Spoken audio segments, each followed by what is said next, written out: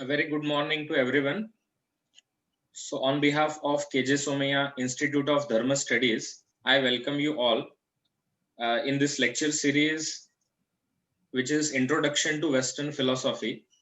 We started these lectures on Monday. Monday was the first session, and today is going to be the second session. So on behalf of our institute and Somaiya Vidyavihar, I welcome all the participants, and I also welcome our speaker, Dr. Mariano Iturbe. So I request Dr. Mariano Iturbe, sir, so to please start today's session. Thank you, Rudraksha. So very good morning to all of you, to all the participants in this second lecture of this series of lectures on Western philosophy. So I will start sharing the screen.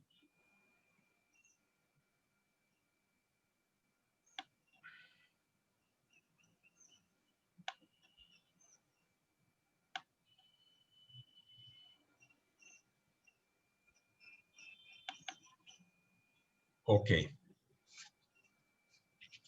So today we have our second lecture that the title we can give it is Turning Towards Man, the Sophists and Socrates, the Socratic Problem.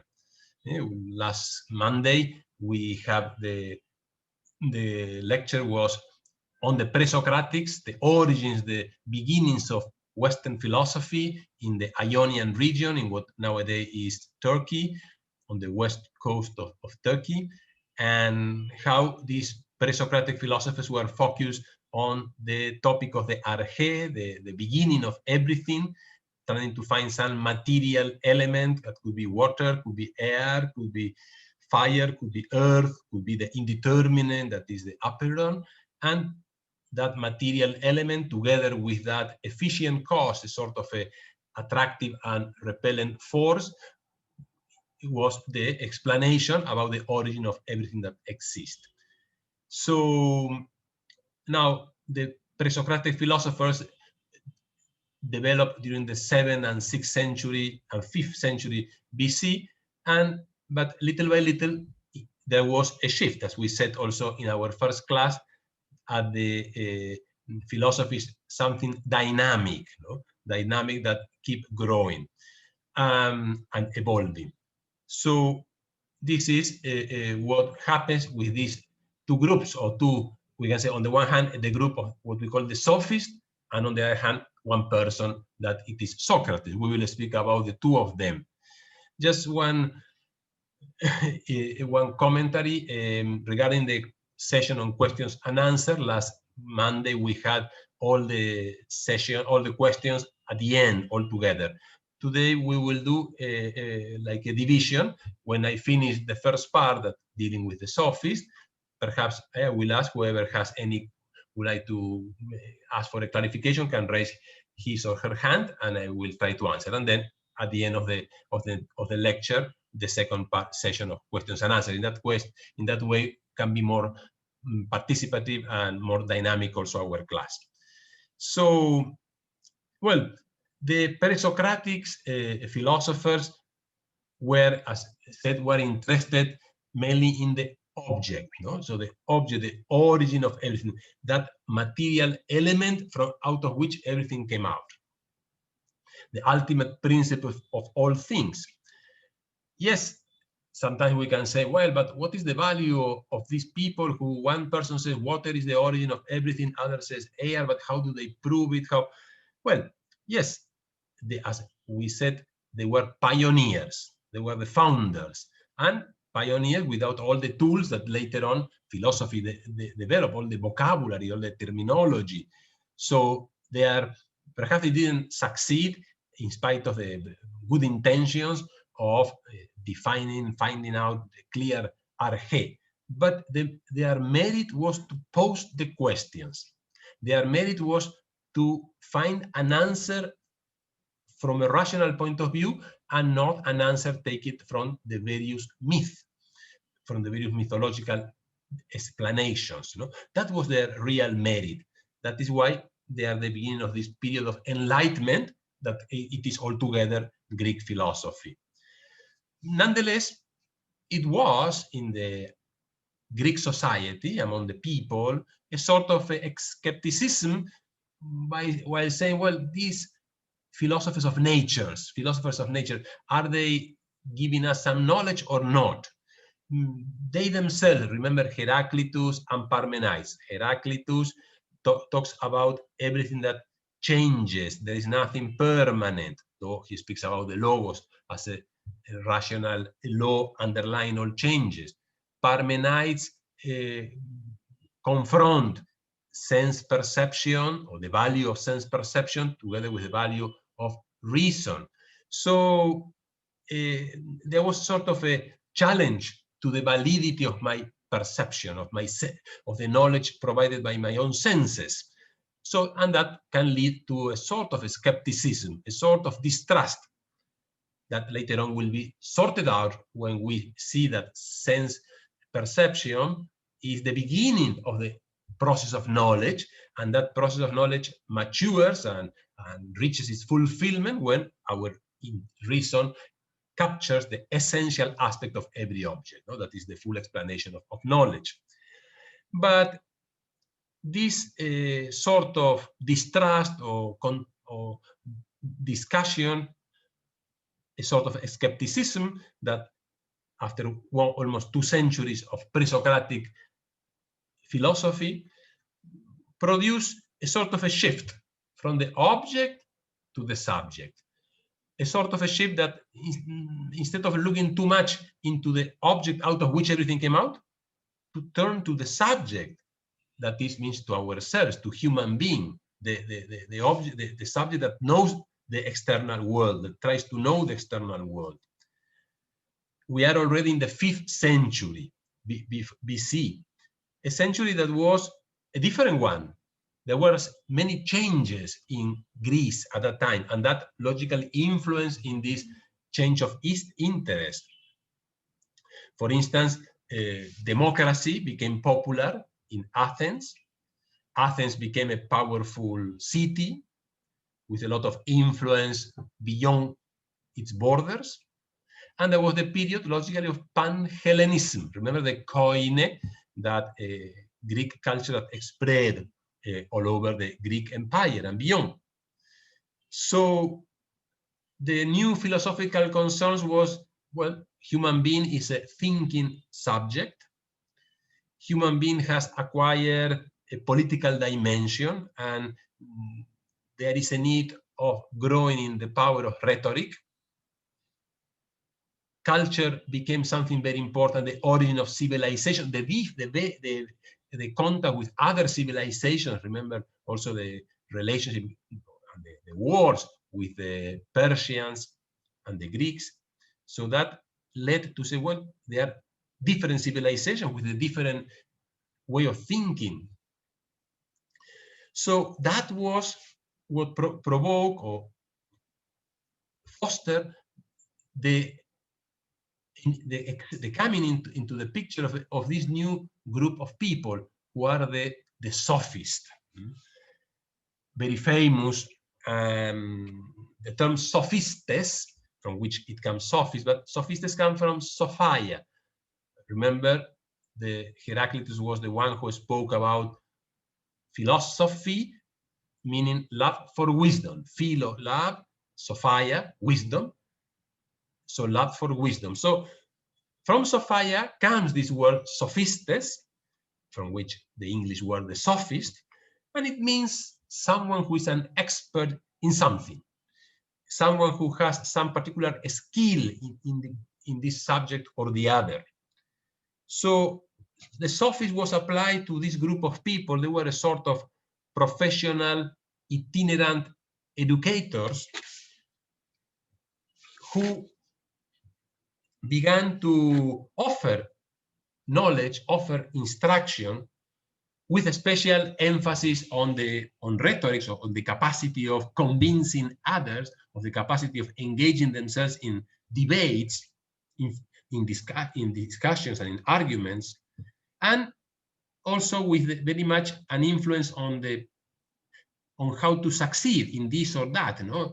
We can find a parallelism with many books that have been published in the last 50 years about how to succeed in this aspect, in the other aspect, how to gain friends, how to become a good professional. Well, that also was very much among the teachings, among the concerns of this new group of teachers called the Sophists. We can call it a movement in which some of the protagonists are these names that you find in this slide: Protagoras, Gorgias, Hippias, Prodicus. They were basically teachers. So we were not expecting like new theories, new development, because they were more concerned with the day-to-day needs, and very much also with the political situation. That was a concern, not till that time in Greece. Education that began to spread, especially among males. Still, education to females was not common at that time, but many schools arose in those years, in which basically literacy, arithmetic, music, and physical training were the main subjects. But the Sophists began to promote also that there is need also of studying history, studying geography, studying the different civilizations. So the new political situation of Athens was demanding a new political education, a new system of education. So to provide this sort of political education to the younger generation. Also, these changes, and as we know, whenever there is freedom of speech and when there is political freedom, the importance of debating grows enormously. And well, it became popular in the time of the Sophists to debate on topics of morality or religion or issues related to top political life.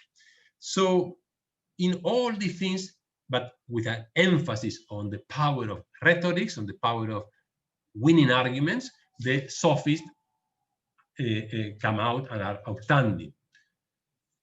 We can find basically 3 points, no? 3 points of difference between the pre-Socratics and the Sophists. That is why the Sophists are considered a transition moment in the history of Western philosophy. The first topic that differentiates the Sophists from the pre-Socratic is the matter of study. Remember, the matter of study for the pre-Socratics was the arche, the origin of nature, whatever, the first principle of everything. The matter of study for the Sophists mainly is human being, the subject, not the object, but human being. The methodology also, the rational methodology, is different.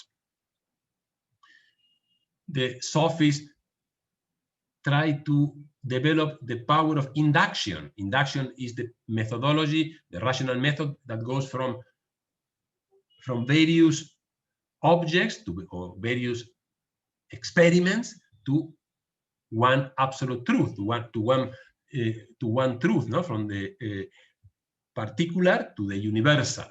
And this is what we call induction. No? It's very much applied in experimental sciences. No? Several experiments lead us, we think now the COVID-19, so much has been said about it. Even books have already been published, but in the end, there's a lot of experimentation. And from that experimentation, the scientists draw conclusions.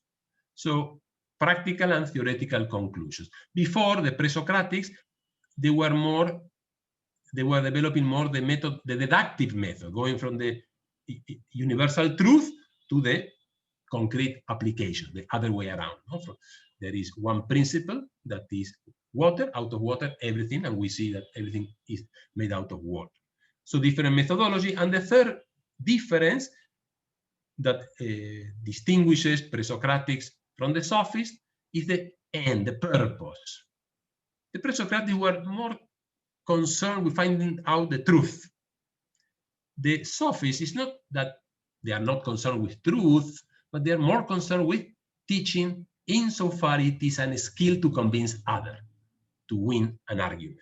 That was perhaps the main point, and what in the long term gave a sort of a pejorative dimension, not to the Sophists, because the Sophists sometimes they will be looked down upon by various people, contemporaries and people living afterwards.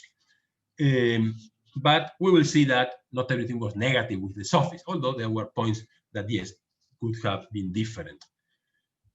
For them, the most important thing is to teach, to convince others, to win debates, to win lawsuits, etc., so on and so forth. Because of that, they became controversial. I said that they were teachers. This implies something that at that time was scandalous to some extent. Till then, all the pre-Socratics, who were people more or less well-to-do and who had leisure time to engage in these speculations, they were never charging for their teaching. They were having disciples, discussing, teaching here and there, but it was a sort of a life dedication to their search. Instead, the Sophists were teachers living out of those classes, those lectures, so they were paid. And that was misunderstood by their contemporaries. Somehow they were criticized because of that, because they were somehow having different interests also, but we have to understand the situation and the needs. And the traditional society and some philosophers like Socrates and then Plato, Aristotle, will condemn the Sophists because one of the reasons was this. Other reason was their relativism, the fact that they were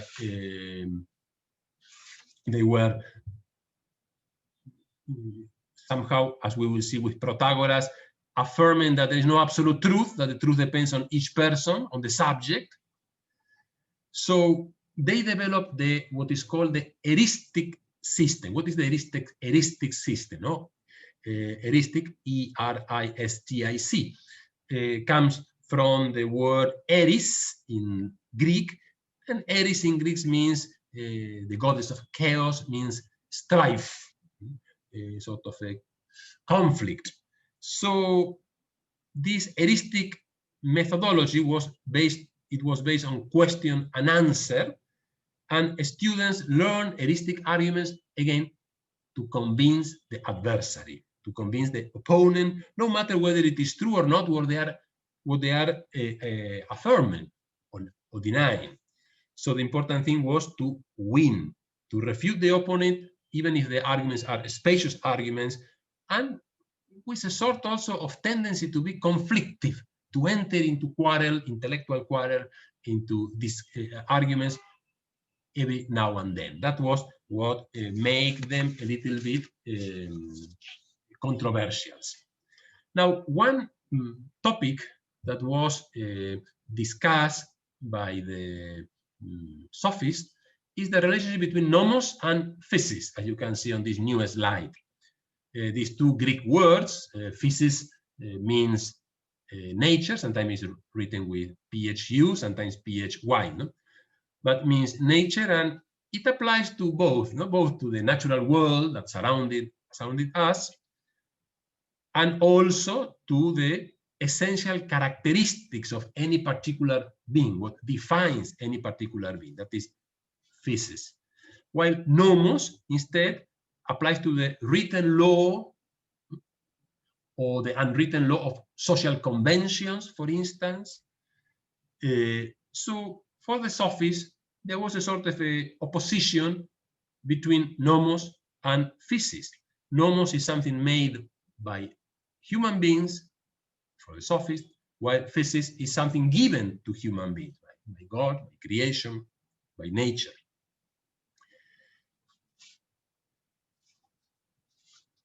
So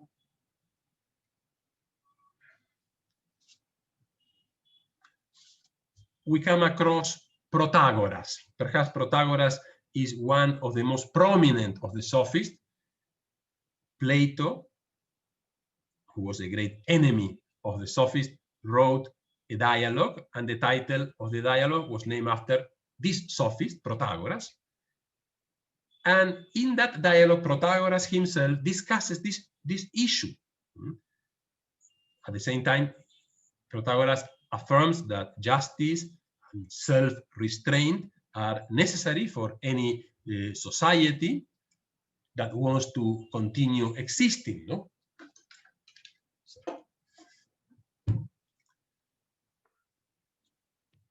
But the debate is the status of the norms and their relation with nature. So shall we follow our own nature, our own desires, our own capabilities, or we follow the rules posed by a government or by society or by religion? Sometimes one of these pre-Socratic, the sophists, will put the example of nature, where you have wild animals, beasts, that when they follow their own nature, well, if they are powerful, they will kill weaker animals. So somehow the sophist will say, well, our own nature, if it's not controlled by the norms, can be a source of conflict in society. So there was another sophist called Gorgias.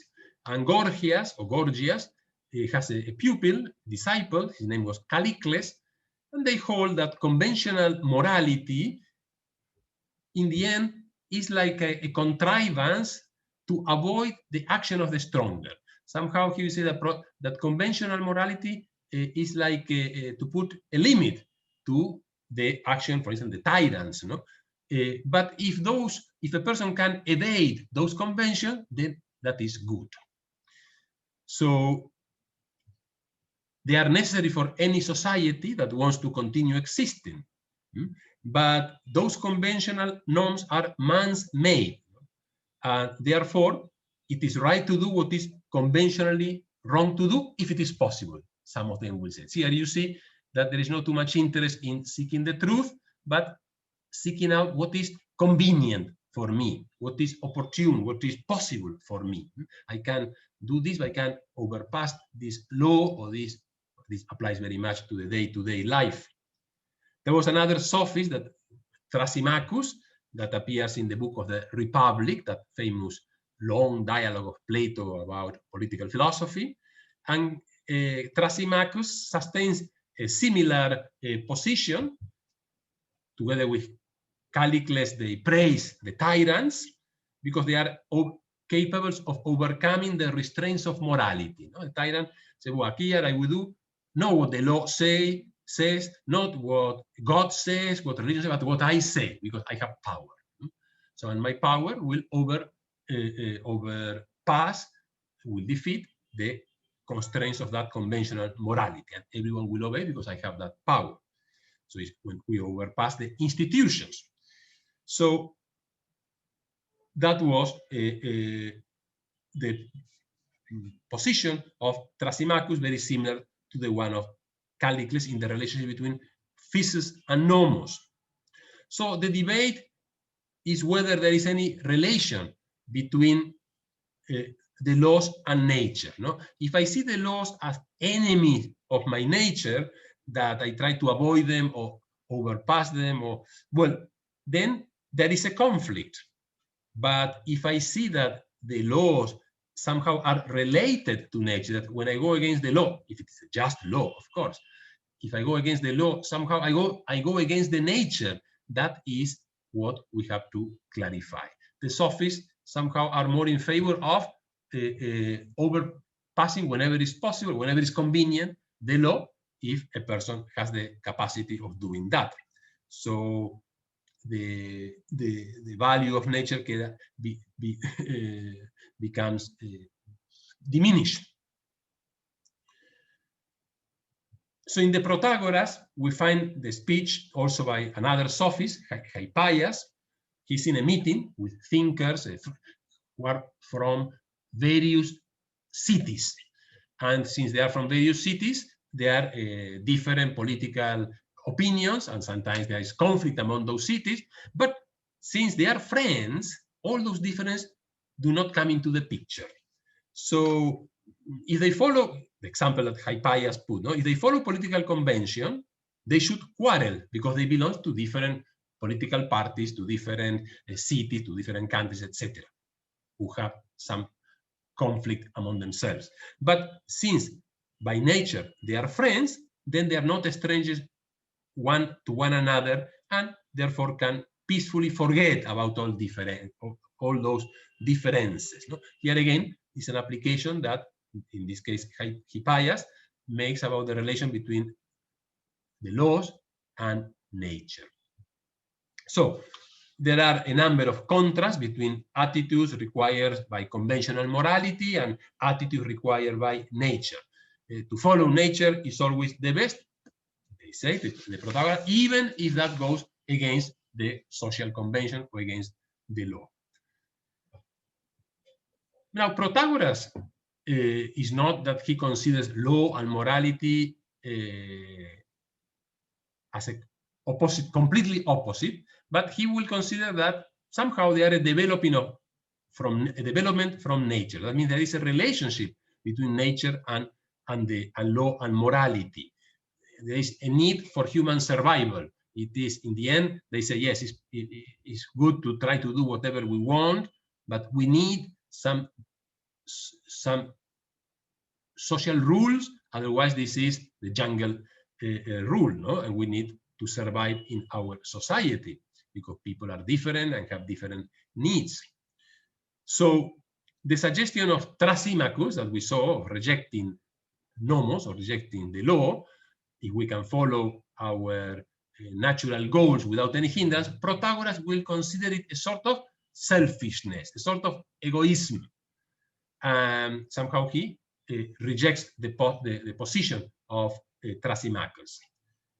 So nomos arises from physics, and because of that origin, it is something valuable and positive. Also, as we see, this topic was started by the Sophists, but then will evolve throughout the centuries. Till today, this is debated. So we can distinguish also between what is a moral and legal convention. No? It's a legal convention established by legitimate legislators, but then we have laws that are rooted in human nature and unwritten laws that later on this will be called natural law, a natural law that is linked or is related or is based on a divine law, and that is the value of that natural law. That, for instance, leads me to know that to kill an innocent person is something wrong. So that, even if it is not written, is an unwritten law in every human being. So we find in Greek culture, there was one of the plays of the Antigone by Sophocles. It's a beautiful play to read. And Antigone is the name of a lady, and she had some brothers, and there was a civil war, and two brothers of hers, they fought, and the two were killed. Since one was in favor of the king and the other was against the king decided to bury, giving all honors to the one who was in favor of him. But to the other, he denied burial. He left it there to be taken by the eagles and by the birds. So Antigone, who was the sister, said, no, this law goes against the law of God, that what we call the natural law.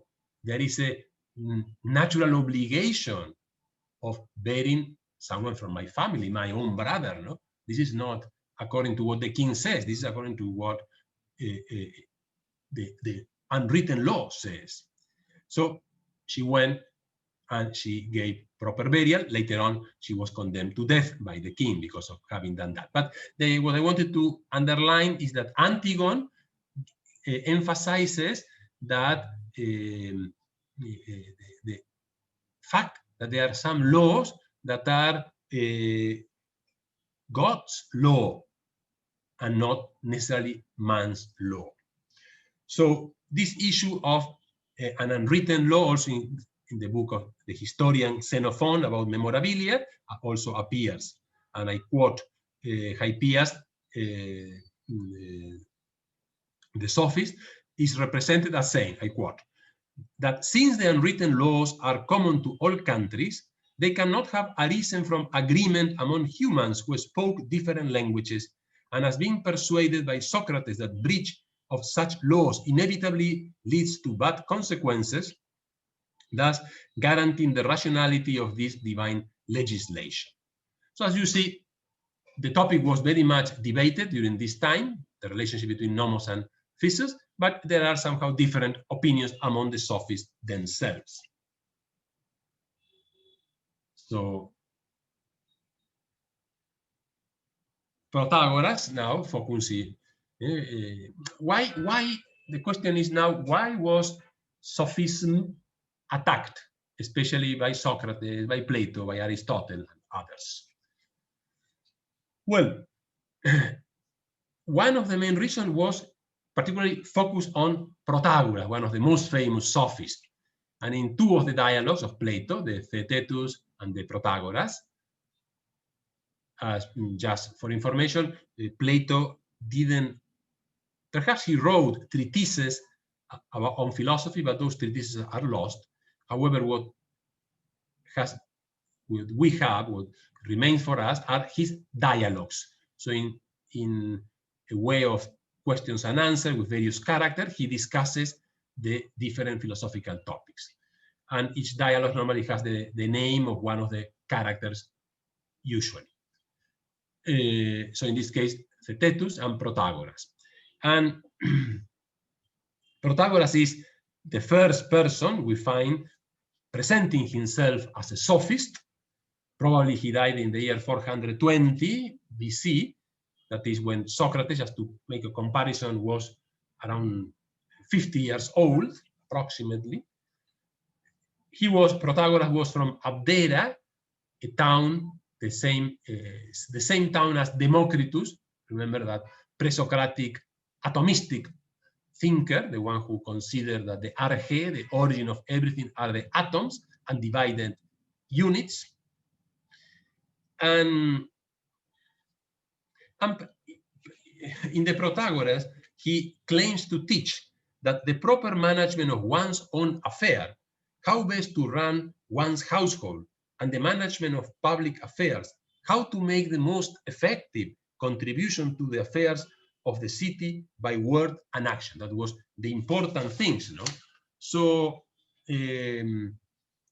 somehow his concept was that the fruit of education should be to make human beings into good citizens.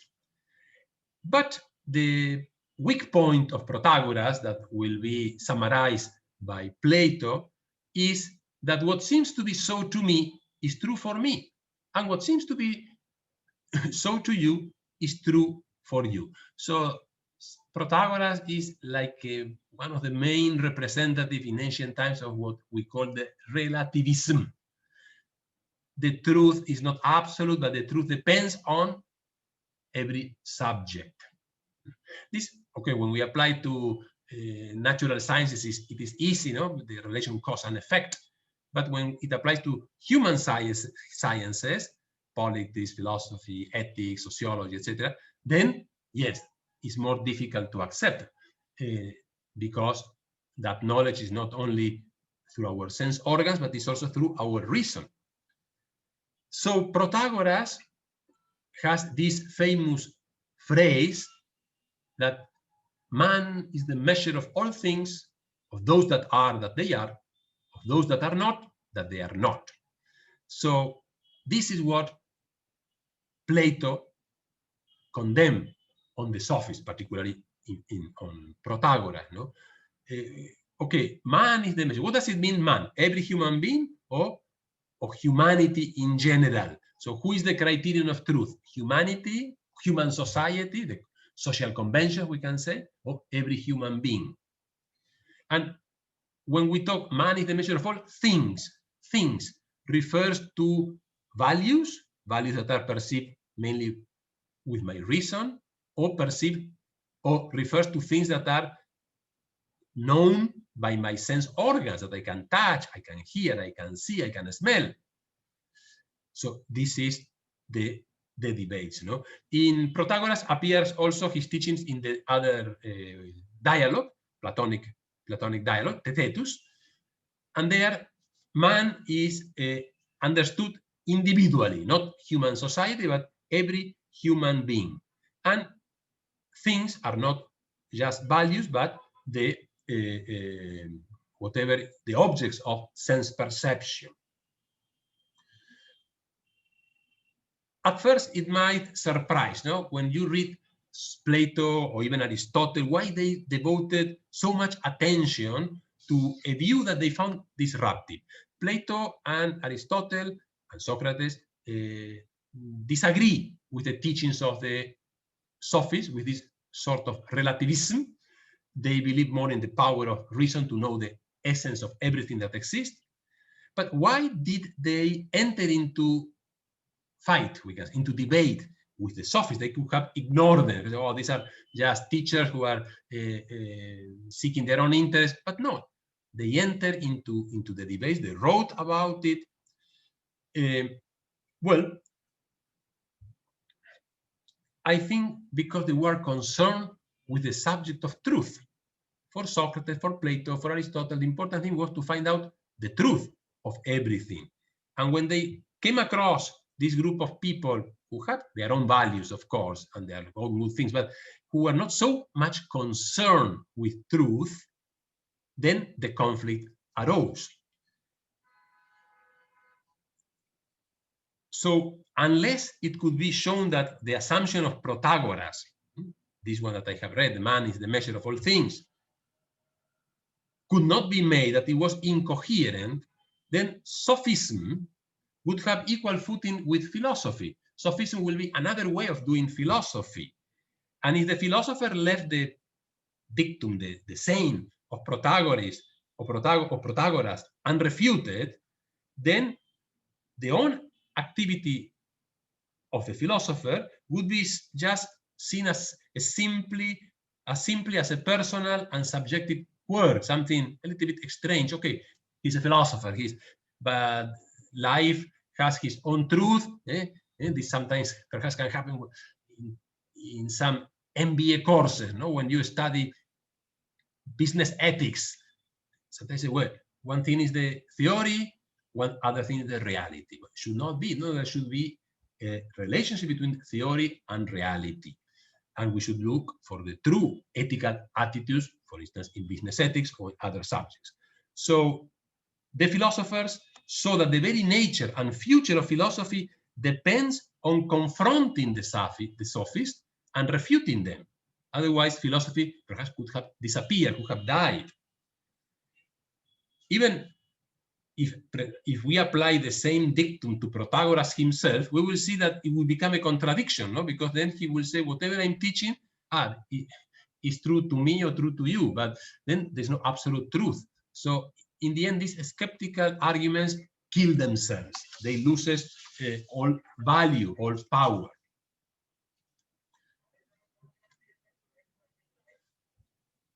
So the truth, the propositions becomes contradictory, incoherent. No? If it is true, then it is false for me, or it is true for him. So it is not a possible option for doing philosophy. Sophism, in the end, is anti-philosophy because it is anti-reason, and in the end becomes like nonsense. There should be some absolute truth. Should be some, of course, some topics are a matter of discussion, a matter of opinion, but others, no. Others should we should be capable of saying this is right or this is wrong, this is true or this is false. So before going into Socrates, after having discussed these issues of the Sophists as a block, as a group, let's pause for a while and make a historical review of the 5th century in Greece. Here in this map, you see this is what will happen now in the 5th century, the Greco-Persian War. As you remember, the Persian Empire, whatever is in orange, has almost from India till very much inside Europe, almost trying to reach Greece, but there it was stopped. But between the 500 and the year 386, for more than almost 150 years, Persia was a constant preoccupation, a constant worry for the government of the largest Greek states. Remember, I mentioned that Greece, that is all this area here on the left, where you can see the white cursor, was not one country. Later on became an empire, but mainly were cities, and each city was like a city-state with power, no? Like a small country, like we can say Singapore nowadays. So, but at the same time, among themselves, they were making alliances, agreements, and they were defending themselves, fighting among themselves, depends on the situation. But the main enemy during these years of the 5th and 4th century was the Persians, the Greco-Persian War.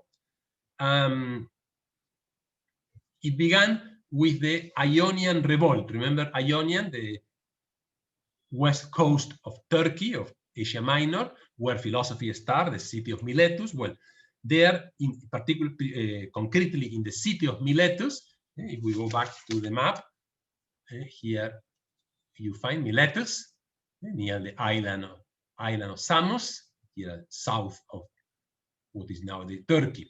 So here there was a revolt, sponsored or held by Athens, and after this revolt, the Persians wanted to take revenge, so they fought against Greece, and Miletus was sacked, and then came what is called the Marathon, the Battle of Marathon in the year 490. Athens at that time was a democracy. Sparta, the military city in South Greece, southeast Greece, remained neutral in this battle, in the Battle of Marathon. And this war, the Battle of Marathon, was a complete victory for the Athenians. In fact, as you see on the slide, 6,400 casualties among the Persians and 192 Athenians died. It was a massacre.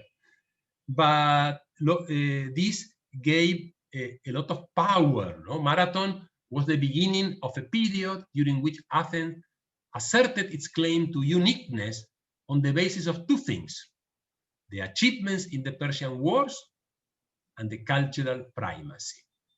A small town like Athens, together with other towns, managed to defeat a big army like the one of the Persians.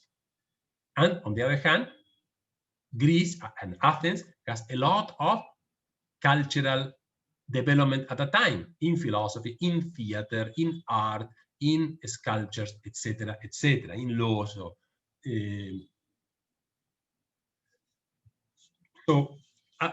Athens became a powerful city.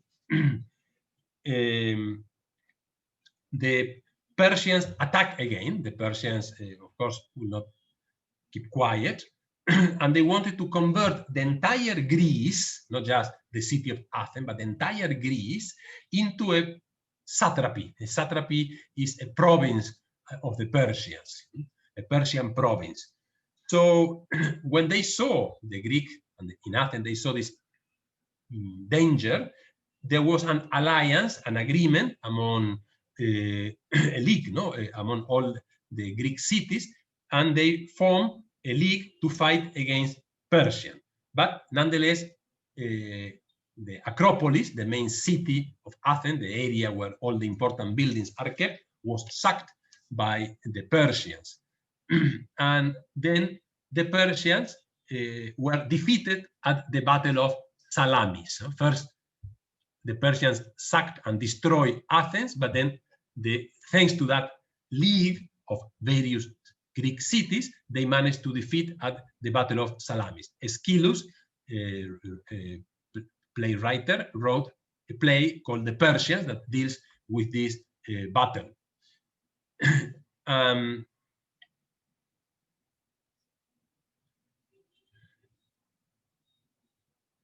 And well, and now we will come to Socrates. But as I said at the beginning, perhaps some of you have some question. Perhaps some of you would like some clarification of what we have said among the Sophists before going into Socrates. That is the main theme of today's talk. Just to know if there is any.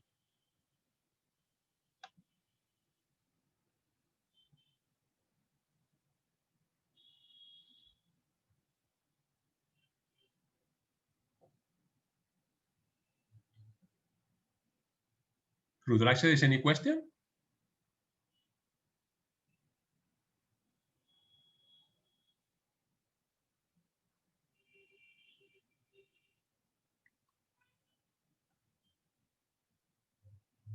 Perhaps I have to stop share.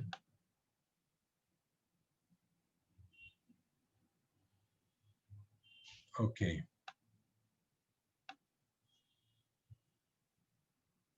Okay, so I think there are no questions. Sir, there is no question. Okay. Yes. Perfect. So I want to show now, before going into Socrates, just a short video about a famous painting that is called the School of Athens. It's a famous painting about all the various characters of the School of Athens, especially Plato, Aristotle, Socrates. And this was painted by an Italian Renaissance painter, Raphael, and is kept in Rome in the Vatican Museum. And it's well, perhaps one of the most famous paintings about the Greek philosophers. So let's see if we can connect. So 1 second.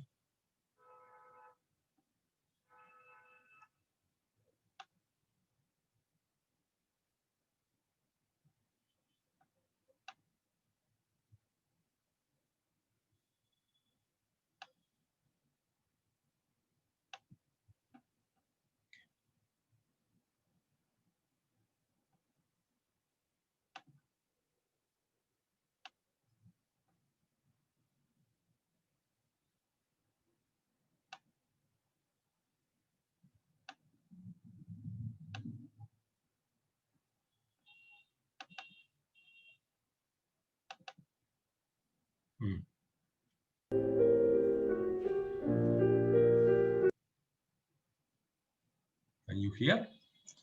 Yes, sir, we can hear. Okay. Perfect. We start again.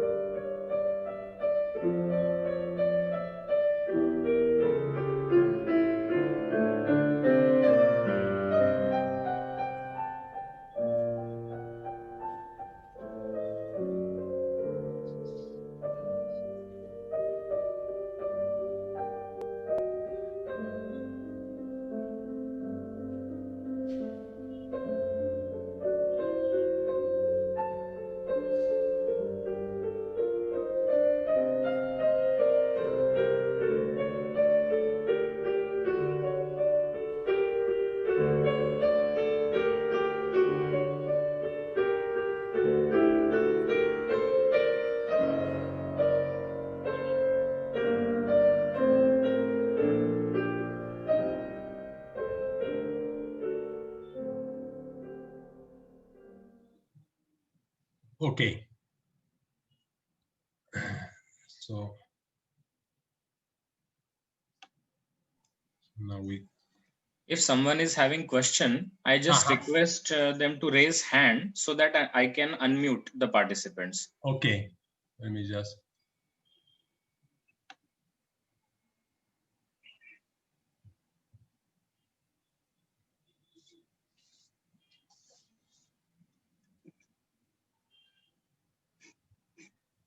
Yes. Okay, Sunil Kumarji, you can unmute yourself. Yeah, good morning, sir, Iturbe, sir. Good morning. Sir, it was interesting to listen to you for this Protagoras. Protagoras, actually, this is what I understood is the philosophers who were before Socrates. We can say pre-Socrates period. So he was the only one who was in prominence, or was there any other people during prehistoric period other than the mentor of Protagoras? I think Democritus was the mentor of Protagoras, no? Yes, well, we have to distinguish there two groups. One group is what we call pre-Socratics, that are all those philosophers, several, more than 10, 15. One of them is Democritus, that they are seeking mainly the origin of everything. They are he, and they are known altogether as pre-Socratics. Then we have another group of people that are the Sophists, that they were itinerant teachers that are in between the pre-Socratics and Socrates, so they are contemporary of Socrates, and one of them is Protagoras, but it's not the only one. There were many, but Protagoras is the most famous. The relationship between Protagoras and Democritus, that both of them come from the same city called Abdera, but they were not disciples. They were independent. So basically, that Protagoras is the most important of the Sophists, and he's famous because of his thesis that that whatever is true for me is for me, and if for you something different is the truth, then that is the truth for you. So it's relativistic attitude to truth. But he's not the only Sophist. There were others like Gorgias, Prodicus,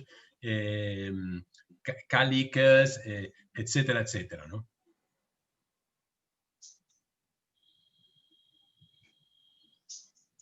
There is one question in the chat. Any idea why eyes are not clearly shown of all the philosophers? Why? Why the eyes are not clearly shown? When the images, paintings, or in the sculptures, why the eyes are... That really I don't know. Rafael is the painter. I don't know if there has been any study about that. This is an interesting topic. I have not thought of that, but I will try to inquire. And if perhaps next time I can try to give an answer. If there is any answer, perhaps Rafael never said why, no?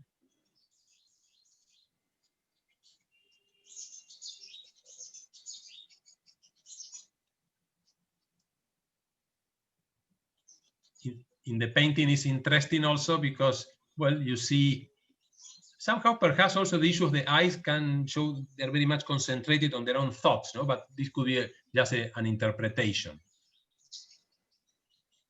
Okay, sir. Okay. I think you can continue.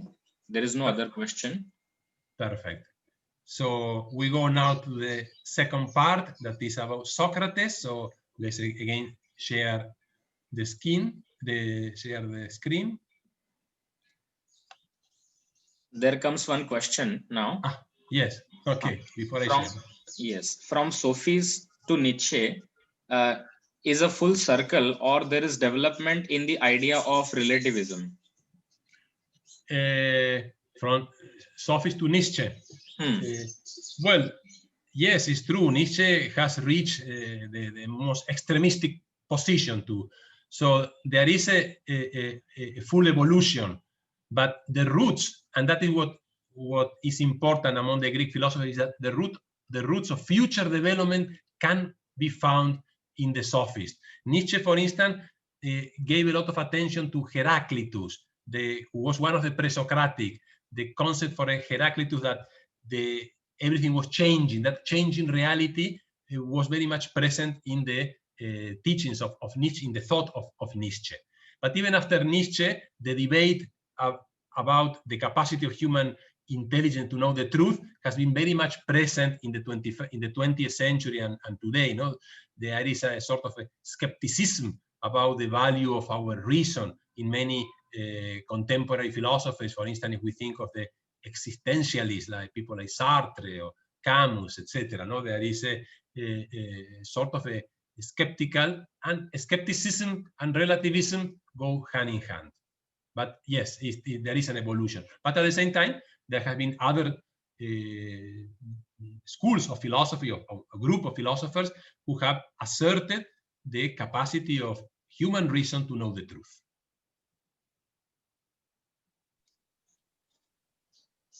Okay, thank you, sir. Okay. You can continue. Perfect. So we go back to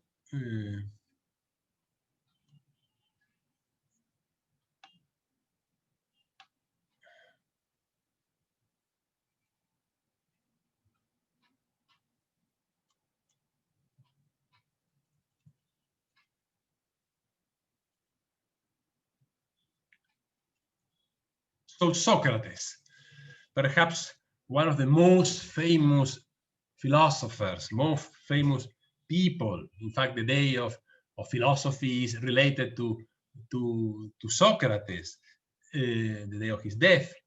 But Socrates, the interesting thing is that he wrote nothing. We don't have, I think, only a small fragment that perhaps is attributed to him, but we know nothing. And that is what it will be called the Socratic problem. Who was Socrates? What did he teach? Because sometimes you say, well, this is Socrates or is Plato? This is Socrates or Xenophon? Well, we will come to this.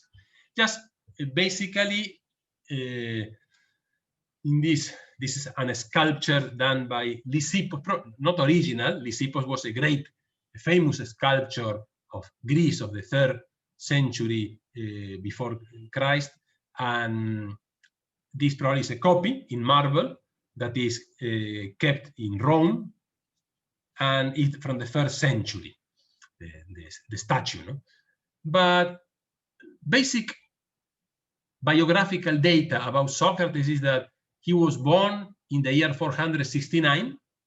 As we know, many of these things we have to be cautious because we don't have many evidence, many proof, but there is a lot of agreement that 469 could have been the birth of Socrates. Sometimes it could be a margin of error, 1 year, 2 years, or 3 years, 4 years, but it is well accepted because it is accepted that he died at the age of 70. And since we know that he died in the year 399, the year 469 matches with the idea that he died at the age of 70. Now, when Socrates was born, there were still problems with the Persians. Just immediately before his birth, a Persian invasion was repulsed, expelled at Plataea, and that was how the Delian, the League of Nations, of cities, especially with having the most important city of Delos, that was one island in the South Aegean Ocean, that Delian League was made, and this led into the creation of the Athenian Empire. So Athens at that time was not just a city, but was a real empire that eventually will replace the Persian Empire. 1 century later, we will not talk today about him, but 1 century later was the time of Alexander the Great. So Attica, that is the region of Athens. Within Attica, we have the town of Athens. It was divided into 339 political districts, in Greek, dimis. And each of these 139 political districts were attached to the 10 tribes ruling Athens. So Socrates was born in one of these demes and belongs to a particular tribe of Athens. When he was born was the time of Aeschylus, who was a playwright, a poet like Pindar was very prominent. There was a period of judicial reforms, especially because Athens was a democracy, but sometimes there was some military coup d'etat, so there was a need of a reform of the Areopagus. The Areopagus was Areopagus is the name of a hill, but on top of the hill there was we can call it the Supreme Court, no? the building of where the judges were working. And Athens extends the empire, as I said, it has influence on many other cities and several democratic reforms. No? Well, just for the sake of knowledge, the tribe of Socrates was called Antiochus and his deme Alopis. So it was inside Athens. So he was an Athenian 100%. His father's name was Sophroniscus. He was a sculptor or a stone worker. His mother was Phenaret, was a midwife. Later on, Sophroniscus died, and so Phenaret married again and had another son. There was, as I said, in that century in Greece, there was widespread literacy among males, not yet among females, but from the 6th and 5th century, the emphasis on education was very much present with elementary school, with traditional gymnastics and music. Later on, also history, geography, as we said, with the Sophists will be included. When Socrates turned 18, he was already eligible for task of governments. So he underwent 2 years of military training. In fact, Socrates, we will see him as a soldier, a hoplite. Hoplite were those soldiers with a special armament, a special uniform. And he was very brave in many of the wars in which he took part. He was praised for that, for his military valor. And he was also eligible for task of government. Since his father died at that age, when he was 18, 19, he was constituted in the new legal guardian of his mother. So interestingly, he is the one as legal guardian of his mother who gave his mother to her second husband. And she had this Patroclus, who was the new son, so was the brother of Socrates. Well, when he was 19, Plato, in one of his dialogues, depicts Socrates in conversation with these two philosophers, two pre-Socratic philosophers, Parmenides and Zeno. And Parmenides and Zeno were from Ilea, no? That is South Italy. And they have come for this Pan-Athenia festival. The Pan-Athenia festival was a festival in honor of goddess Athenia that were organized with great enthusiasm and a great display, and people from many towns, even beyond Greece, they were coming for the festival. So it was a very important event. So, well, Plato depicted him, whether he was really discussing or not with Parmenides is a bit of folklore, but is one of the data given by the dialogues.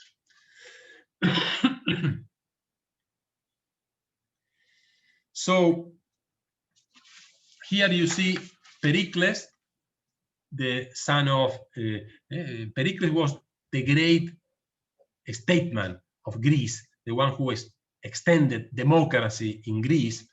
And here we see a Roman copy after a Greek original of this sculpture of Pericles. But from the 450, 430, so an important period of the life of Socrates, was the golden age of Pericles. So he constructed with money that he got from the other colonies, he constructed most of the buildings of the Athenian Acropolis. The Acropolis was like the central part of the city of Athens, where the most important buildings were built. And in those years, when Socrates was a young person growing into adulthood. Also, there was the tragedy, this plays written by Sophocles and Euripides.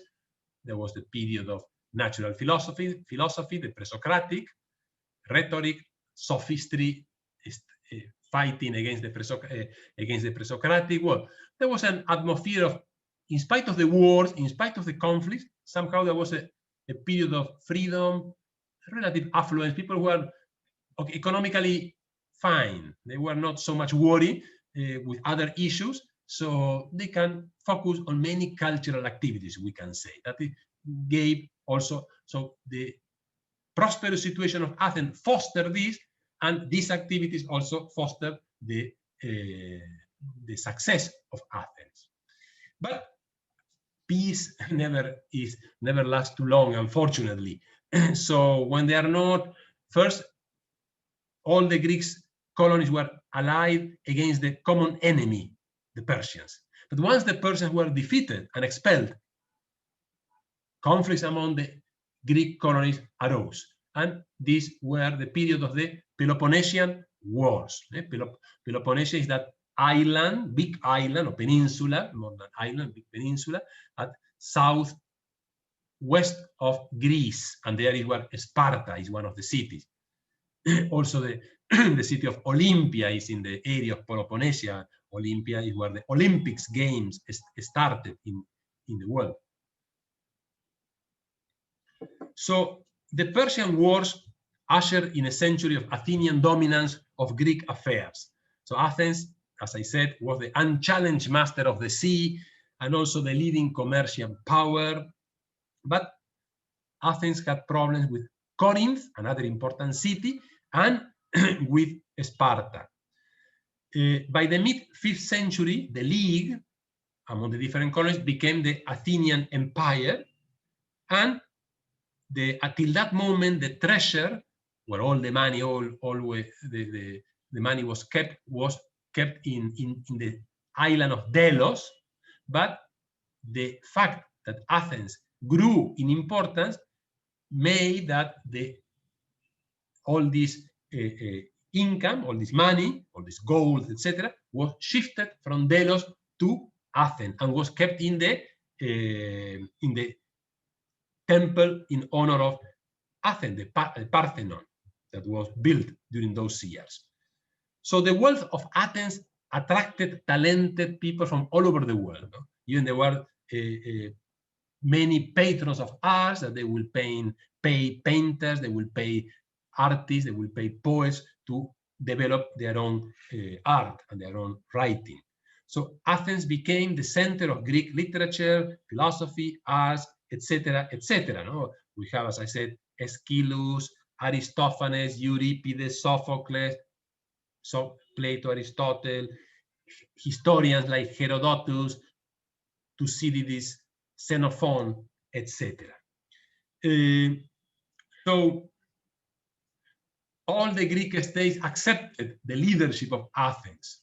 But the truth is that when you have too much power, there is a problem. That there's a tendency to become an imperialist power.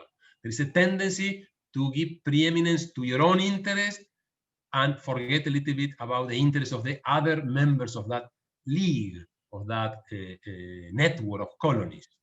And that was what the cause of the First Peloponnesian War from the year 460 to the year 446.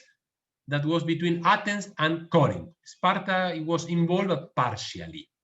So it was a long war, 14 years. So a period of peace, period of battle, but that unrest was present there. And that produced also a political upheaval. No? Democracy suffered. Democracy was replaced by tyrannies, etc., etc. Government of the oligarchs were more concerned about money than about politics, etc., etc.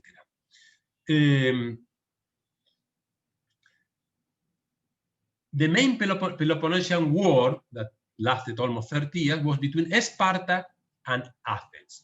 The first was mainly Athens and Corinth, but the second was mainly Athens against Sparta.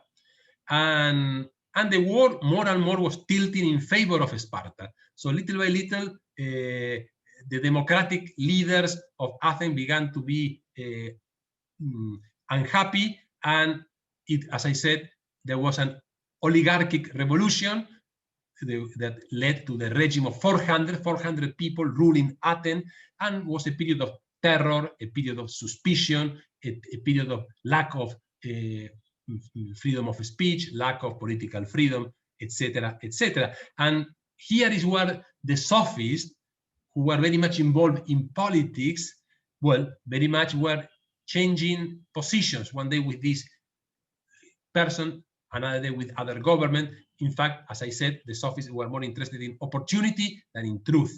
And that is why the Sophists became a little bit, well, like a bad name in those years. No? The oligarchic revolution, the 400, and finally in 410, so several decades passed, full democracy was restored. So Socrates was born in the year 469, so he was a protagonist. He was a witness to all this period, the war, the Peloponnesian War, the democratic dissatisfaction, and then the oligarchic revolution. Only in the year 410, when 11 years before Socrates died, democracy, full democracy was restored. But the situation for Athens became worse and worse. So Athens really lost the power that had till then. Sparta made an agreement not with any other colony, but with Persia itself. And they defeated the Athenians in the year 404. So the Spartans are those who imposed an oligarchic government, that was the government of the 30 tyrants. And then later on, those who were exiled were allowed to come back. The tyrants were killed. Well, it was really a period very difficult for Athens. So in this problem of conflicts, wars, revolutions, etc., Socrates lived and taught. So who was Socrates? This is a photo, is a part of the painting that we just showed before. But who was Socrates? Why we say who was Socrates? How I guess Socrates was a philosopher who was born in 499 and died in 399 BC. Why we're asking who was Socrates? Well, yes, we know that. We know that he didn't write anything. We know some things, but the problem is that we have three primary sources about who Socrates was. One is Aristophanes, who was a playwright.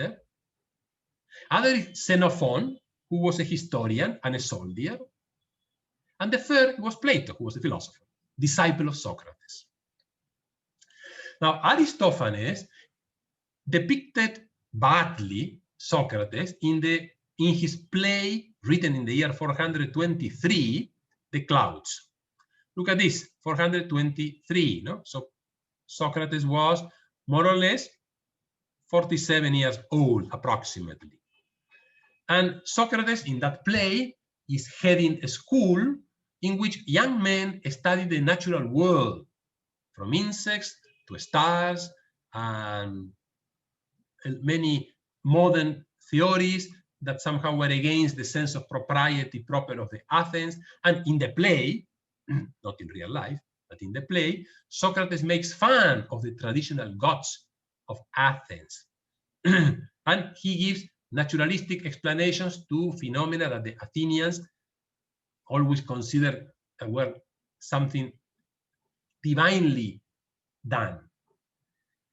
He will teach also in the play techniques to avoid repayment of debts, to gain lawsuits, to defeat others in arguments. He also says that he encouraged young men to beat their parents into submission. Well, really, The Clouds was like a pamphlet against Socrates. But we have to take into account that Aristophanes is not a biographer. He writes plays, and plays that were very much attacking other people. It's true that the idea that we get from Aristophanes is that Socrates was a little bit of an odd person, a peculiar personality. He belongs to a well-to-do family. He was well placed in society, but he will dress in rags, barefoot. he gave an impression of a person who, well, somehow who have abandoned the normal way of living in society. That is why some people look at him with some distrust.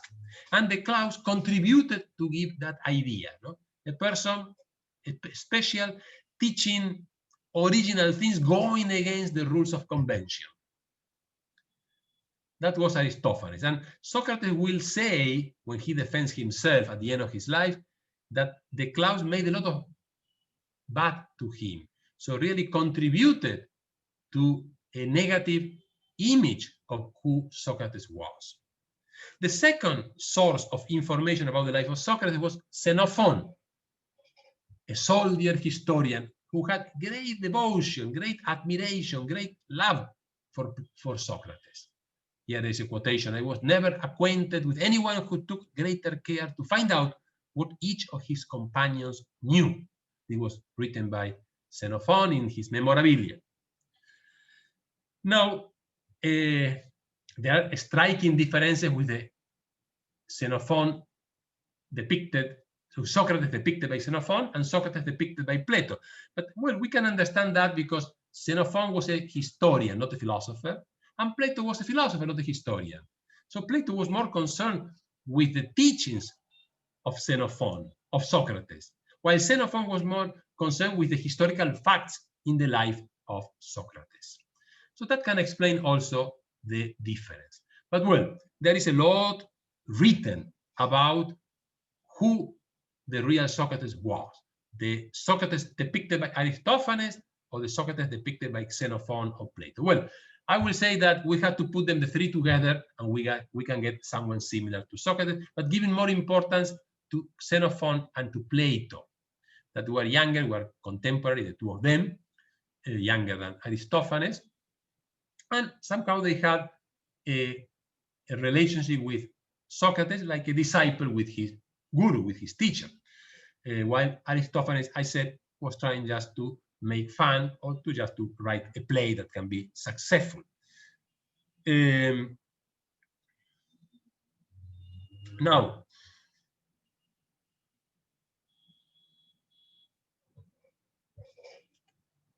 Aristophanes, just to say something, we know little about him. We know more about what he wrote, but about his plays than about him. But he also lived around 70 years old, and well, the Klaus is what made him famous for his attack on Socrates. Now, Xenophon, as I said, sometimes his value as a biographer or as an authority about the life of Socrates is not highly considered because sometimes he seems to divinize almost Socrates. You know, that he never had anything wrong in his life. All his ideas were the best.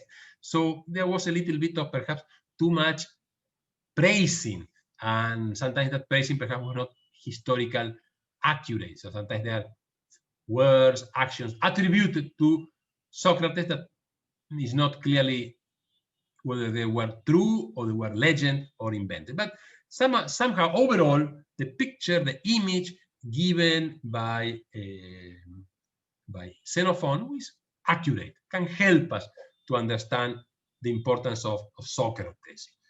And he was a contemporary of Plato. In fact, he was a soldier, and he coincided with Socrates in some of the battles, in some of the war campaigns, etc. So also he is the person who teaches us about the military qualities of Socrates.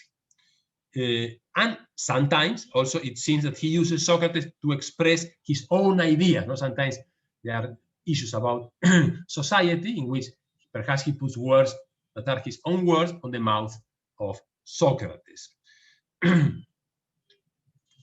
Xenophon is the one who will explain the two main reasons by which Socrates was condemned to die. And one was that he was accused of not recognizing the gods of the state, the official gods of the state, and introducing new deities.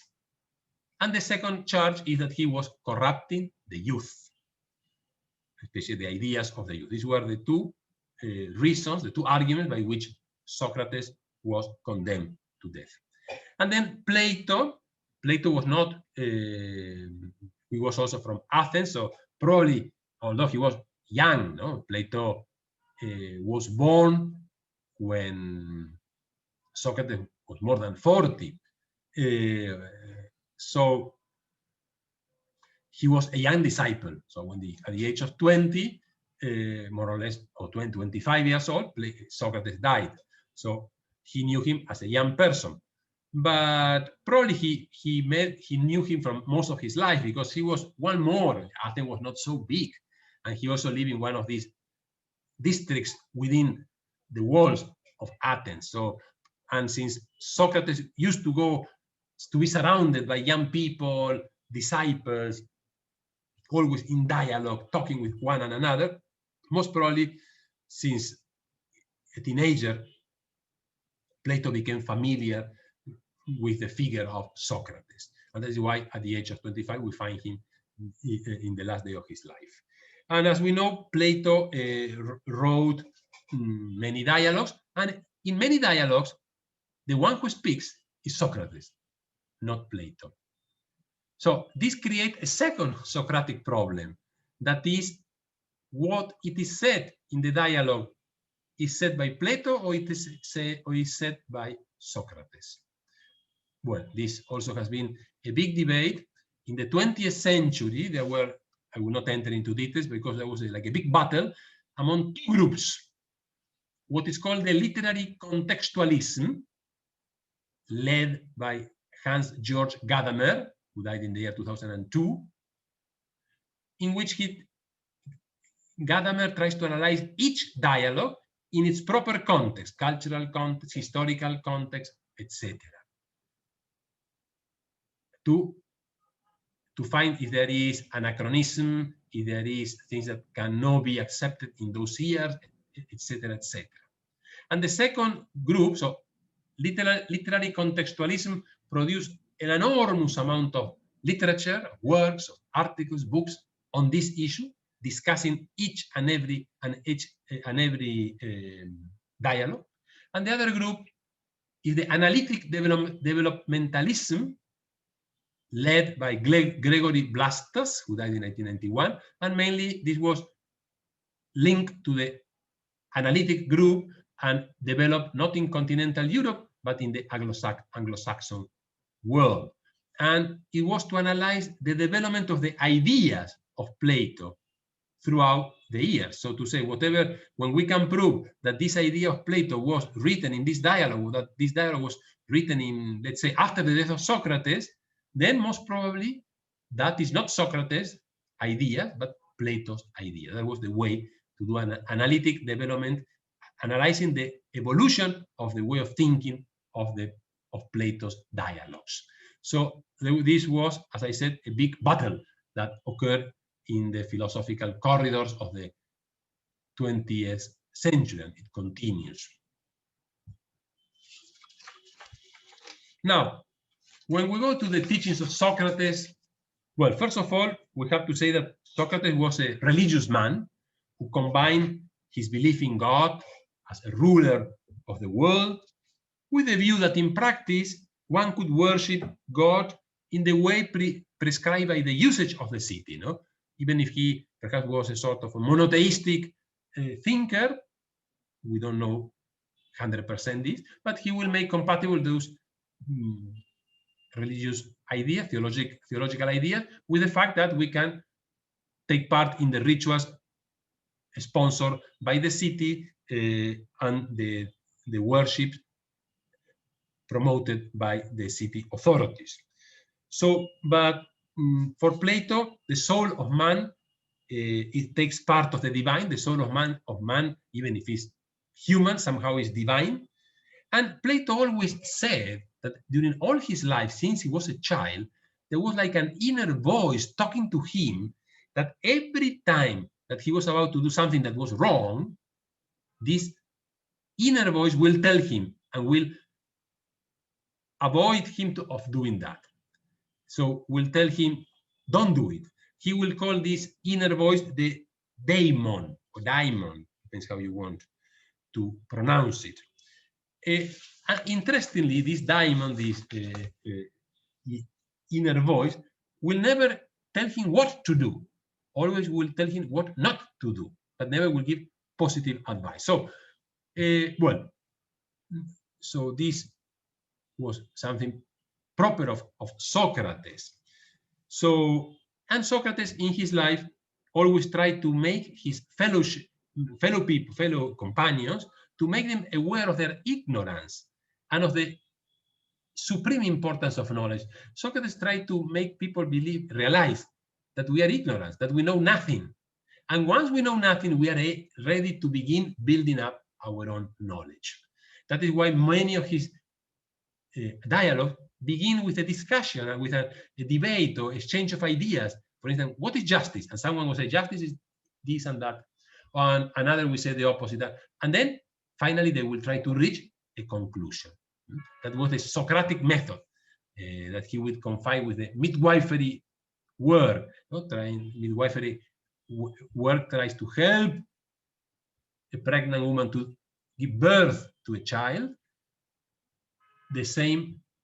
The method of debate, of questions and answers, will help a disciple to adumbrate truth, to get to know a new concept.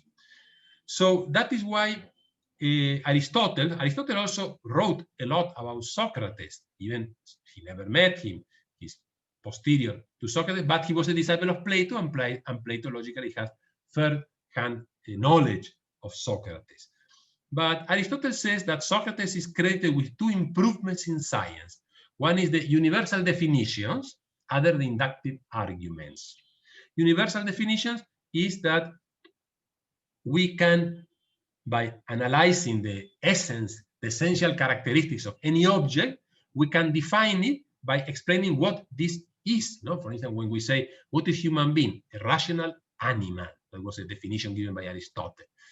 Or a social animal. What does it mean that it's an animal? It means that it has sensitive knowledge, sensitive appetite, it has movement, etc. But it's not only animal, but also rational.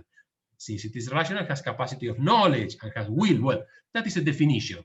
And a universal definition helps us to understand among ourselves what things are. No? When I can define, okay, this is just or this is unjust. Well, let's define what justice is. Justice is to give to anyone what is due to him or to her. Well, if I have this definition, then I can apply that definition to a concrete situation, to a concrete circumstance. And the other is the inductive arguments that we mentioned when we were speaking about the Sophists. Inductive argument that from many cases, many experiences, we can reach to one conclusion that is universal. So these are two important contributions of Socrates. Of course, they are not written by Socrates, but we came to know through Aristotle. Whether are 100% developed by Socrates or somehow also is a theory of Aristotle that mix with ideas of Socrates. Well, that is also a point of discussion. Then the practical method to do philosophy, we already said, was sort of a dialectic. So we apply the term dialectic to the methodology of conversing, of discussing among people topics, the ideas about a particular topic in order to reach the truth. That effort to bring out ideas from less adequate definitions to a more adequate, from particular examples to a universal definition, which we call the process of induction. And this altogether is the Socratic irony. The Socratic irony means that somehow at the beginning of the discussion, at the beginning of the argument, Socrates will try to humiliate, quote unquote, humiliate by laughing at the person. Do you know? You know nothing. Okay, you think that you know? Well, I will ask you, like a midwifery, I will try to help you to adumbrate a new idea. But then, first of all, you have to recognize your own ignorance, and then you will be in a capacity to discover the truth. Okay? And this truth also is not only knowledge, but also implies a right action. So for Socrates, the truth is not just to know the truth from a purely contemplative angle, but from a practical angle. So the truth should lead us to perform right action. There was an ethical concern in Socrates. And this is what makes the difference between the pre-Socratic philosophers, fully concerned only with nature and the origin of nature, and the Socratic times in which we have a concern with what right action is or wrong action is. So the mission of Socrates was an ethical mission. So Socrates wanted to stimulate human beings to care for their own soul, to foster wisdom, to foster virtue. For instance, in one of the dialogues, he said, "What is virtue?" I should answer, "Well, bravery is virtue." And Socrates will continue, "What is courage?" And I reply by giving examples of courageous acts. He would be equally dissatisfied. What do these instances have that lead us to call them acts of bravery? So that was the questions and answers one after another. So Coplestone, this British writer of history of philosophy from the 20th century, he said, Socrates was not mere pedantic logician, trying to make arguments for the sake of arguments. He was not a mere destructive critic, trying to humiliate you and to make you realize that you were wrong, but not helping you to know the truth. No, he was a man with a mission, with a desire to promote the good of his interlocutors and to learn himself.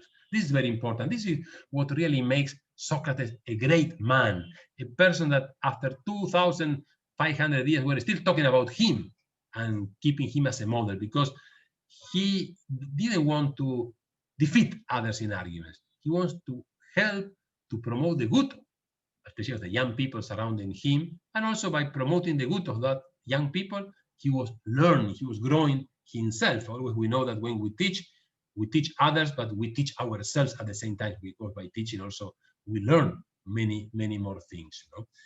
There is an ethical intellectualism. In fact, Aristotle will criticize that Socrates identified knowledge with virtue, in the sense that to do what is right means that I know what it is right to do, and to do what is wrong means that I don't know what is right to do, so I do what is wrong, thinking that perhaps that what is wrong is good. Well, this is it's not very clear where we can apply this to Socrates, but it's a very important topic for ethics. Sometimes it is true, this will be explained by Aristotle, I don't want to enter now, but it is true that if I am ignorant and I am not guilty of my own ignorance, and I do something that is wrong, I'm not guilty. For instance, I am in a remote area, in a jungle, I'm alone. It's night, I don't see anything. I'm having a weapon with me. And I'm convinced that some animal is coming to me, to attacking me, and I shout at the animal, and there's a moment in which, out of fear, I shoot at that object. And then I realized that it was a human being, and I have killed that human being. Well, from a moral point of view, even legal, if there is a lawyer can give us some light on this, that person will be exempted from responsibility if it is proved that he was completely ignorant and he was right to have a weapon at that time. He was authorized because of the circumstances, that it was wrong for that person to be hiding, the other person to be hiding in the middle of the night. Well, so there is some relationship between action and knowledge, but it is not equal to say that knowledge is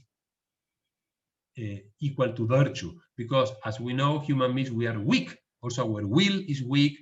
And we are also influenced by passions and by desires, and sometimes we can see clearly what is right and do what is wrong. So this topic of ethical intellectualism is something that very much discussed, especially by Aristotle.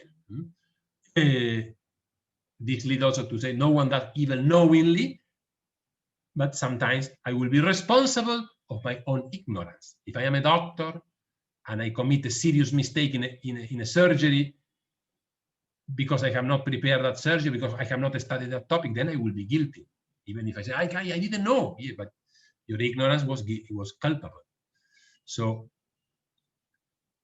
Aristotle also will say that Socrates forgot about that moral weaknesses, what we call acrasia. And in the end, this ethics of Socrates is founded on human nature and what is good. What is good for me, what is good for others, what is good for society.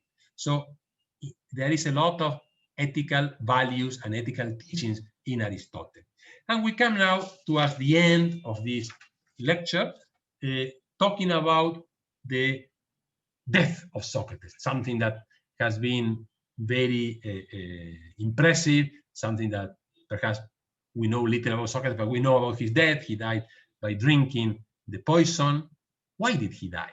Why was he condemned to die? This is a painting, the one that you have seen, of the 18th century by a painter called Jacques Louis David, and is kept in New York in the Metropolitan Museum of New York.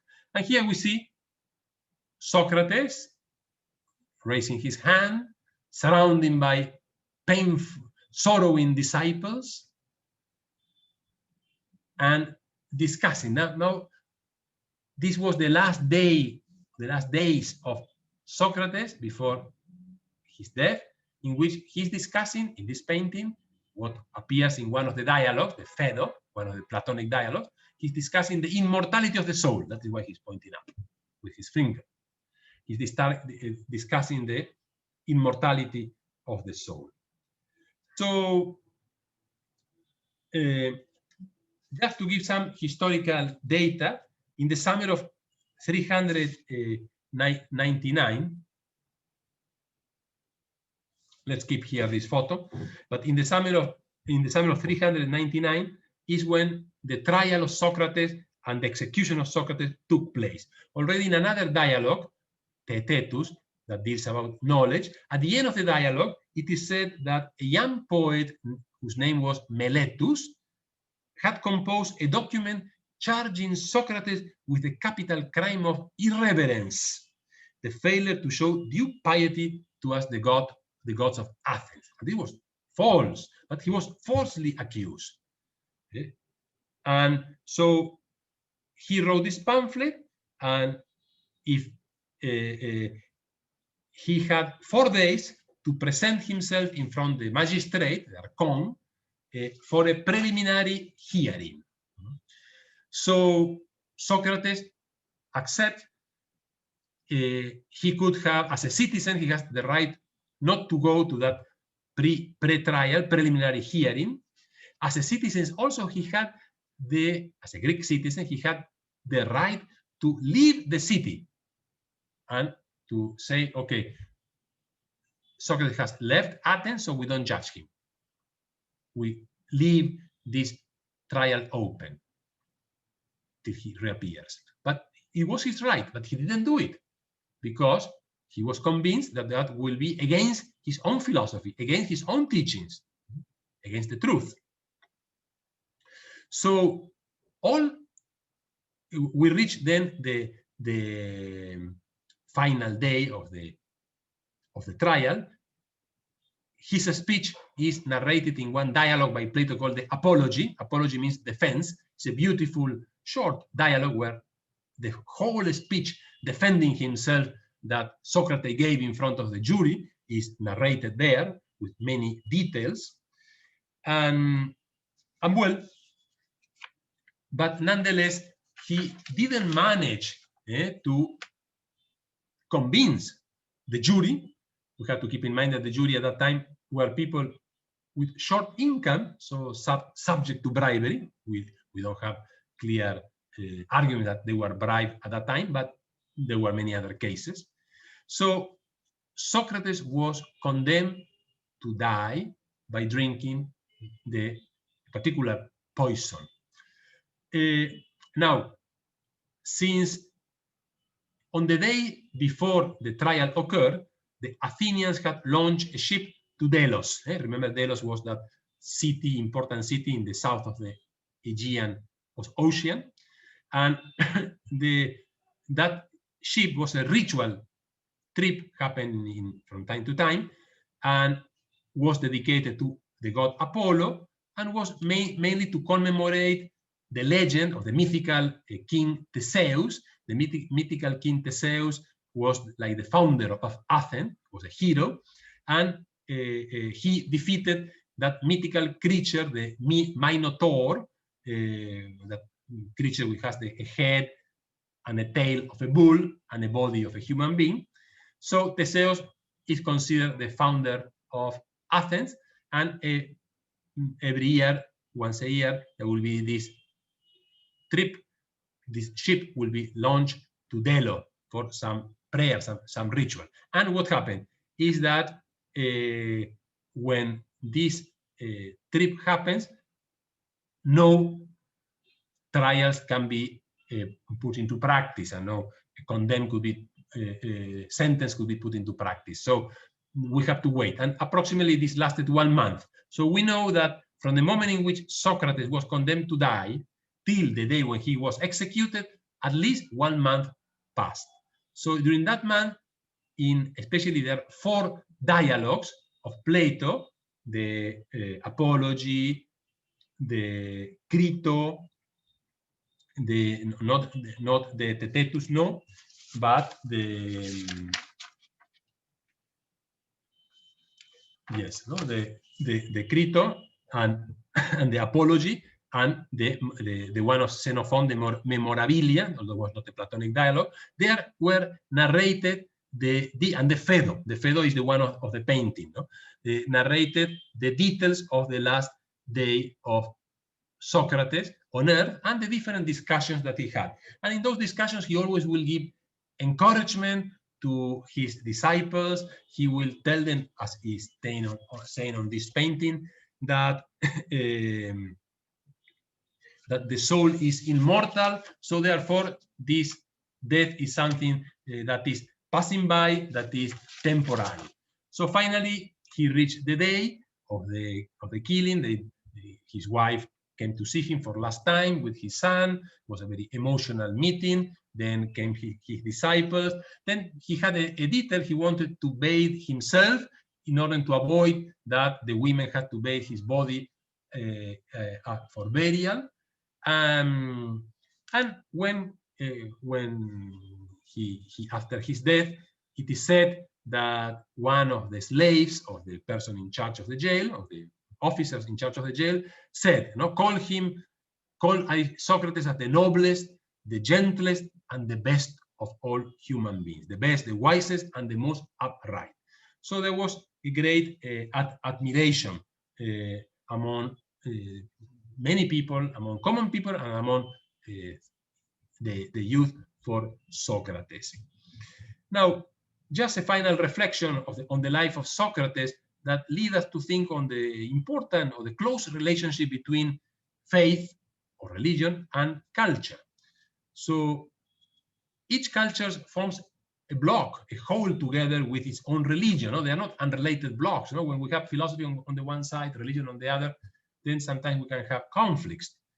But human being is at work both in culture and in religion. So there should not be impenetrable blocks, but there should be a positive relationship. And that is why religion always looks into the enlightenment also of philosophy, because philosophy is that natural effort to know the truth.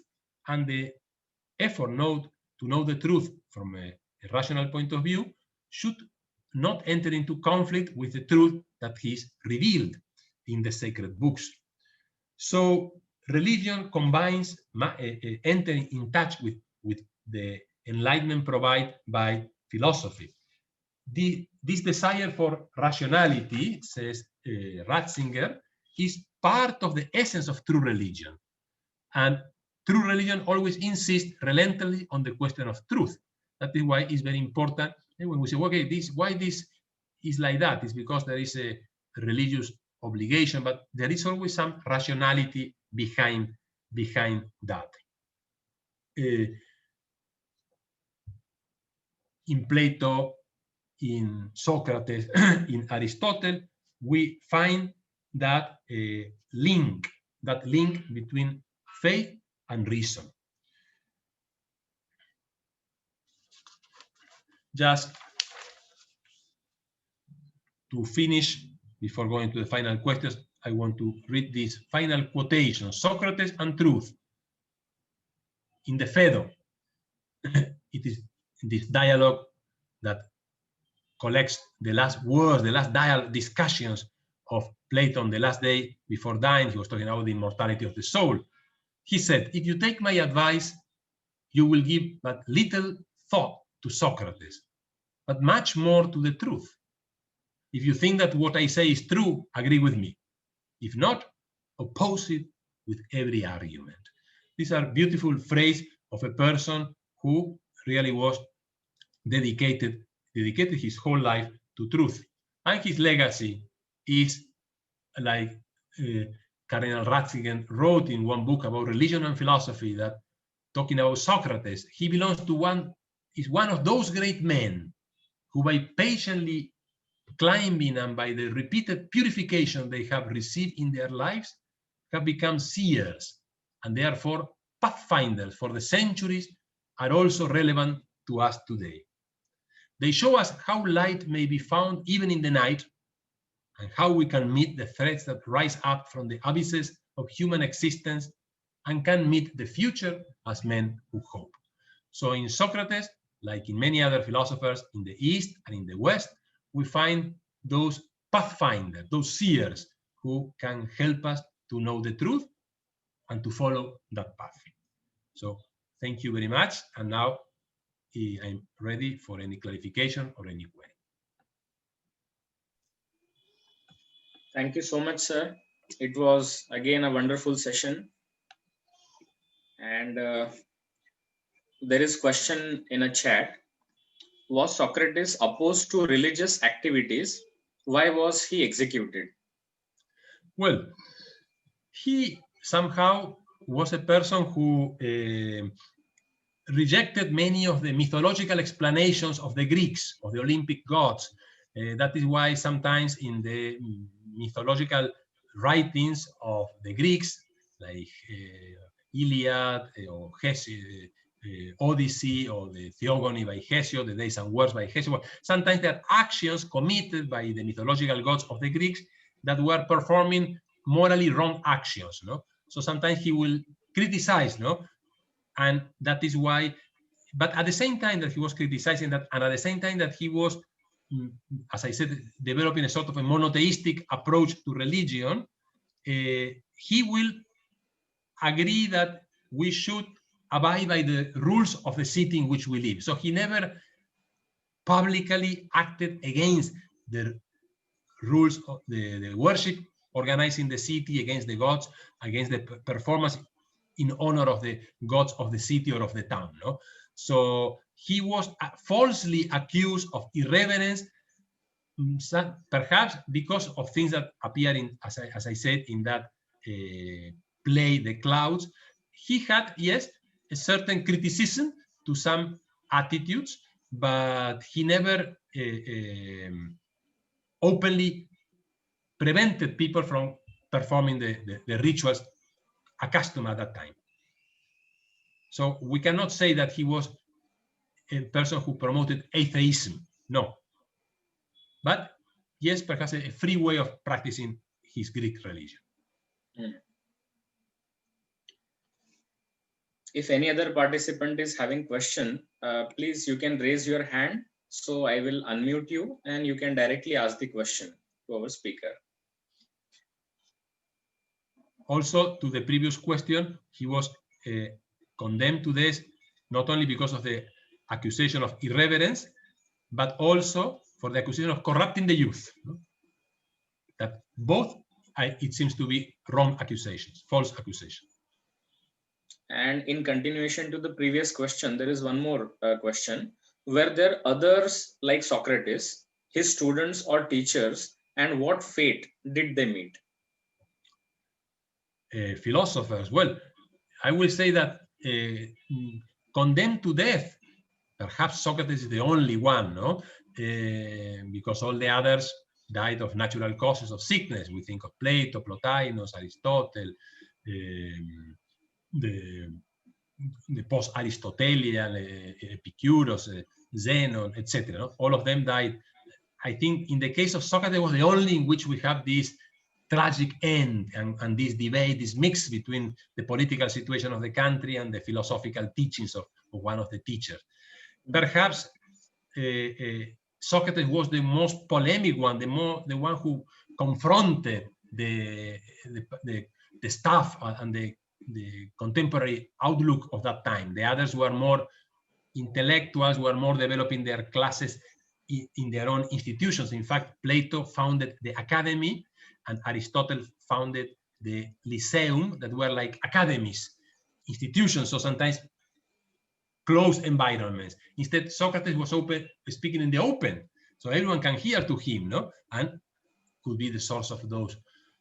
What he is during his time, they were the Sophists, that were his enemies. Some of them, they were involved in politics, and some of them had a tragic end. But philosophers, I would say he was mainly the only one, basically, or the most famous. Okay. Okay, so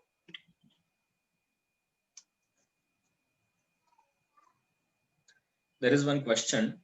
May I ask if Ratzinger was directly referring to Socrates when he made these comments?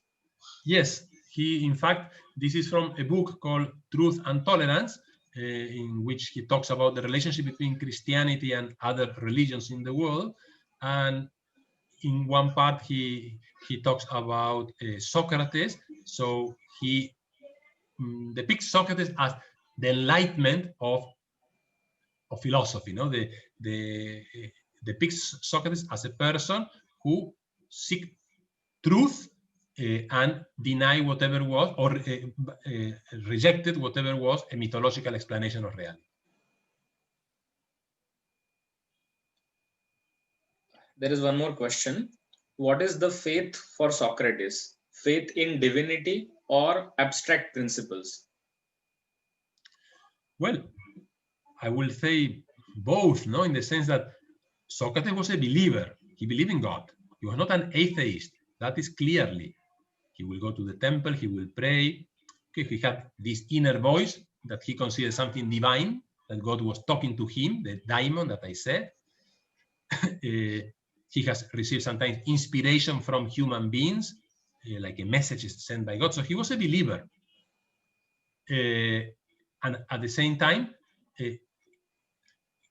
I would say it's not that he believed in abstract principles. He believed in truth.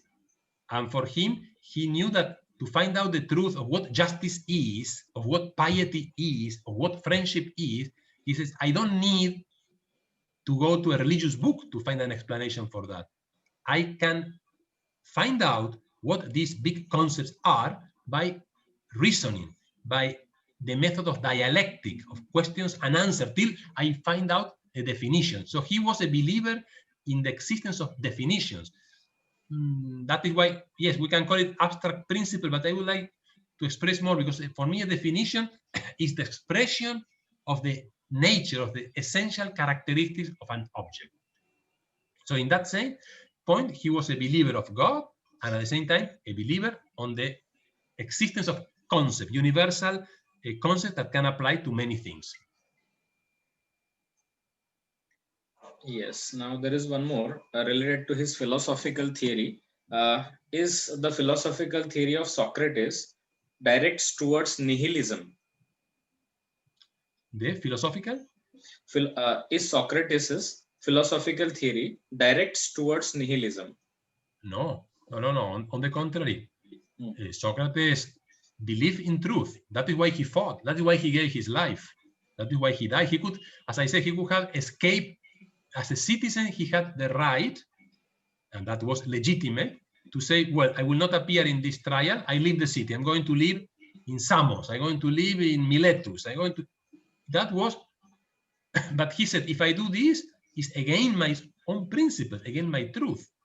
And then after the jury gave the sentence, one of his disciples suggested him, we can help you to escape. And then once you escape, no one will catch you up. But he said, look, when it was legitimate, when it was legal for me to escape, I didn't escape because I wanted to appear for the trial. Now it will be illegal. I will not do it because it would be worse. So he was a believer in truth. He was not a nihilistic. Even though he agreed, he was aware that to find out the truth it is difficult. That is why those dialogues in which he discusses concepts, sometimes the dialogue ends without any conclusion. So it's not that that is why he fought against the Sophists, because the Sophists were like the authors of this, as I said at the beginning, those books of how to succeed in life, how to become rich in 1 week, how to learn Russian in 30 days. Well, we all know that those are false books, that you want to learn Russian, you need much more than 30 days to learn a language. Well, that he was against that type of writings that were, okay, doesn't matter what the truth is, but just for the sake of knowledge. Then those were nihilistic. But Socrates said, no, to know the truth is difficult. It's like the midwifery effort to help a pregnant woman to give birth to a child, but it is worthwhile because there is life, no? After that, and there is truth. So Socrates is a believer in truth. Yes. There is no question, but Surendra ji, he wants some explanation about, as you mentioned that in Socrates' practical method, that we first have to realize that we have ignorance, and from ignorance, when we realize, then we can discover the truth. And what is the importance of right action in this whole process? So can you please explain this little bit in detail? Yes, of course. So the method is what I was just saying in my previous answer. Socrates developed the methodology known as dialectic to adumbrate the truth, to reach the truth. And this dialectic was first to realize, okay, whatever I know about this, perhaps it's true, perhaps it's not. So we have to question. So I have to try to say, okay, what do I know about friendship? And then, okay, I know this, I know that. Friendship is the relationship between people who have something in common, something for good. Well, okay, I enter in questions and answers, and someone refutes my arguments, and I try to change my argument, or I try to redefine my argument. So it is important that first I try to remove whatever is a wrong concept about something, a wrong idea about something. That is the first step. Once I have, and that is why Socrates says, not that he's saying you are an ignorant, no. Try to discover whether what you know is true or not. But when I discover, well, really I was wrong, or my truth about this topic was incomplete. So now I start to build up my own knowledge and to know the authentic truth. And that truth is not purely intellectual. It's not just to know, okay, this is the truth. The truth of human being is to find happiness. Well, okay, this is the truth. The end of human being is to find happiness. But this truth has also practical application. What does it mean to be happy? And Aristotle will say to be happy is to live according to virtues and to, well, so knowledge should not end in some purely speculation, in some like a intellectual game. Knowledge should lead a person to act better, to perform the right action. That is what I was saying. And by performing a right action, well, I put into practice whatever I believe that is true. Now, the right action is not equal to know the truth. I can read a book about what is honesty and then finish the book and then to act dishonestly.